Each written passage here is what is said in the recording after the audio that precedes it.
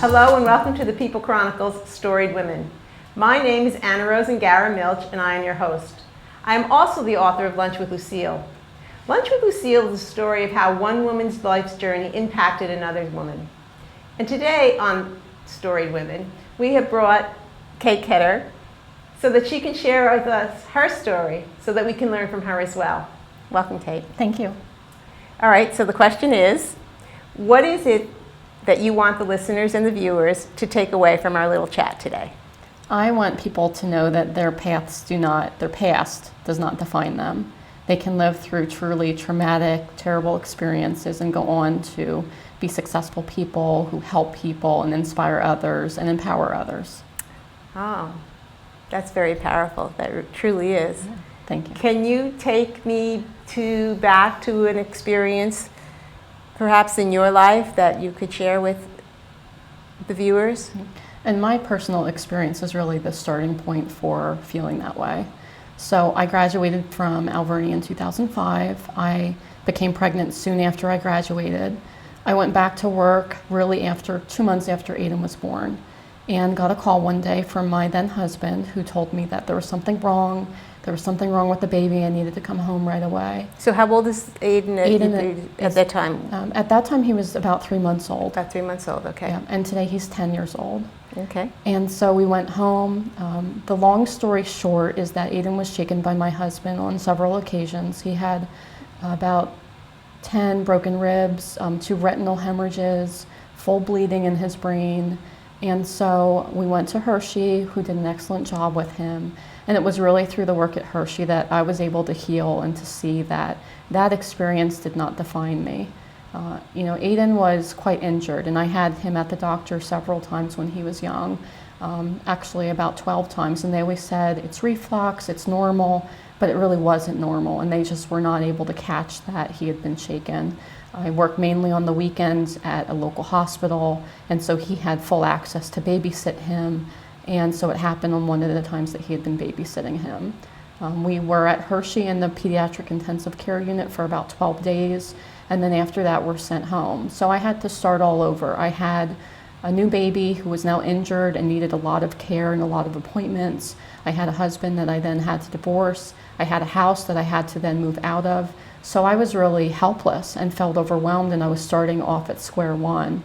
And I said, this isn't it for me. This was made for a reason. And I'm not so much a spiritual person, but I have a faith, and I believe that God put me through that so that I could do something different with my life, and I could make not only Aiden's life better, but I could make other people's lives better. So that was really the starting place for wanting to empower women and wanting to help women grow and wanting to be successful with all people of all ages. And in my career now, I work mainly with seniors, but my goal is to help people unlock their true potential, know that you can go through these traumatic, terrible experiences and they won't define who you are. It doesn't set the course for your life. You are the sailor of your ship and the person that sets that course. That's a really powerful story. I'm just, my heart just is kind of, as you're speaking, my heart is skipping a beat to hear it,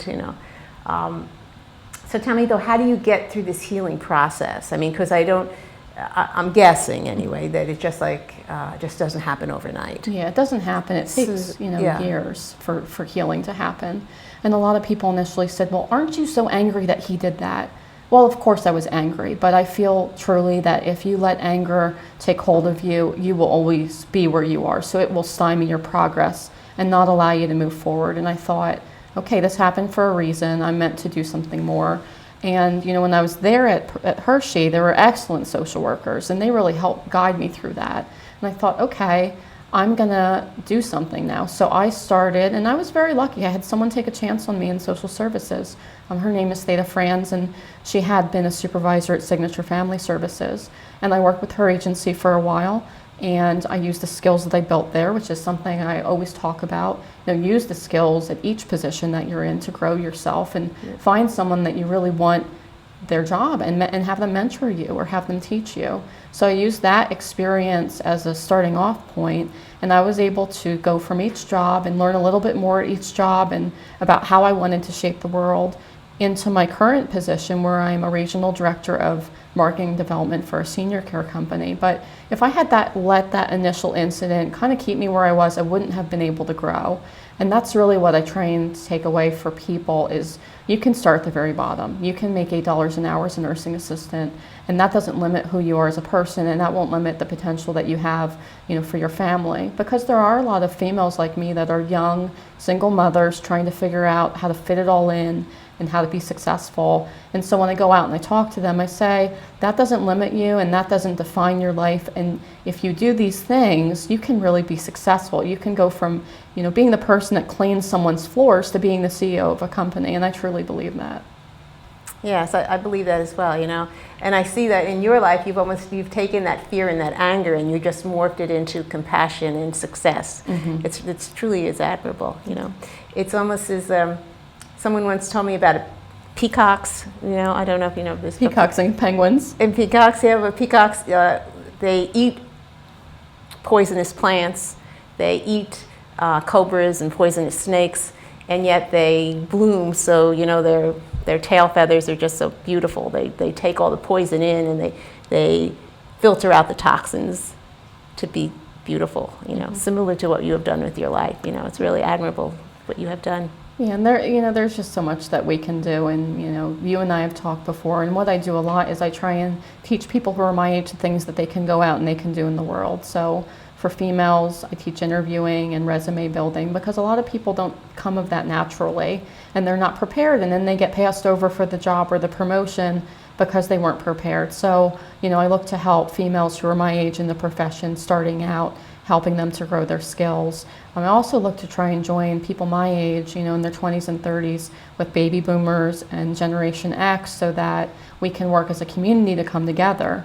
The things that we've talked about that are within me, very innovative skills and some good business sense. And, I never was naive or scared. People will sometimes say, did you really believe that things would happen?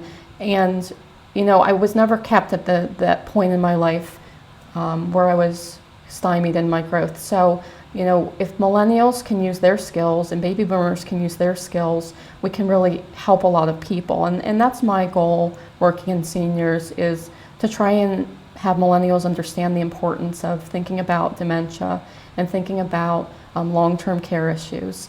And, it doesn't have to be seniors. If young people can start to have an investment and really care about the community and being a good community partner and, getting out there and putting themselves on the line, there's really true growth that come out of those experiences for them. And when people come to me, there's terrible situations, children that have been abused, women that have been battered, men that have been battered, and they don't know how to move on or how to process.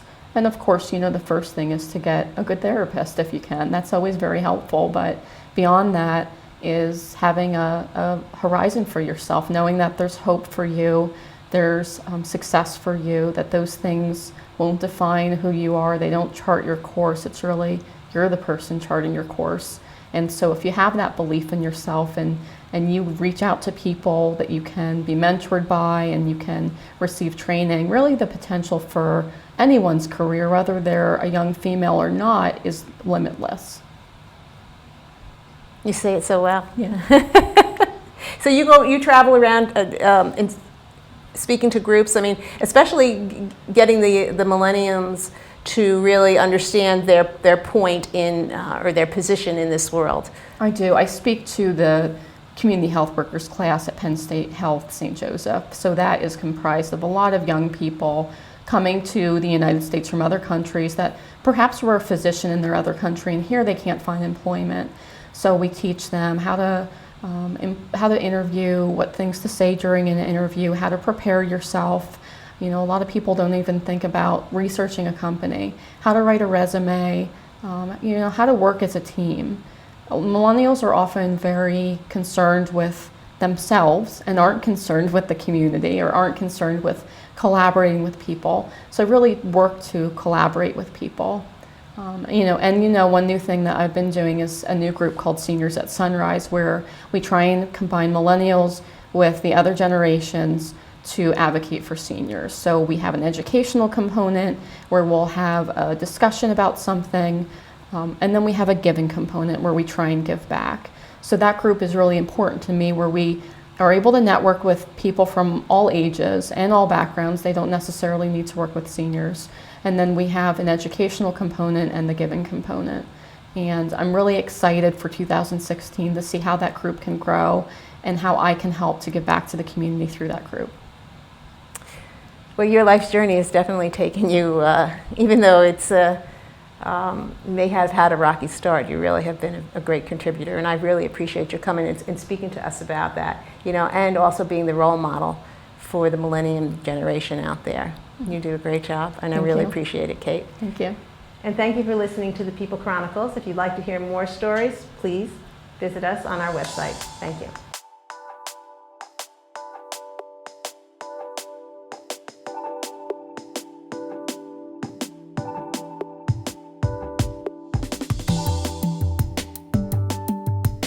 Want to know more about who's doing what in Berks County?